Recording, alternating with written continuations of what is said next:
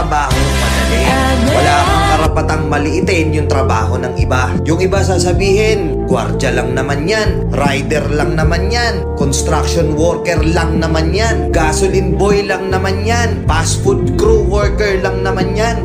Pucha, nagkaroon lang tayo ng maganda-gandang klase ng trabaho. Akala na natin kung sino na tayong entitled sa mundong to. Minamaliit natin yung mga taong mas mabababa yung sahod sa atin. Pagkakaalam ko kasi, wala kang karapatang maliitin o matahin yung trabaho ng iba hanggat nagtatrabaho sila ng marangal. Walang trabahong madali. Lahat nagdadaan sa hirap. Lahat nagsasakripisyo. Kaya kung iniisip mong porket maganda-ganda yung trabaho mo, malaki-laki yung sinasahod mo, eh mamaliitin mo na yung mga trabaho ng mga taong nagtatrabaho na mas maliit yung sahod sa'yo. Mag-isip-isip ka.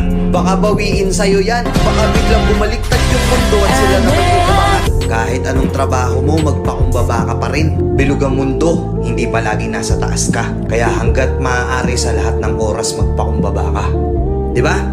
May kilala pa kayong ganito? Minsan na rin pa kayong nilait ng mga ganitong klaseng tao?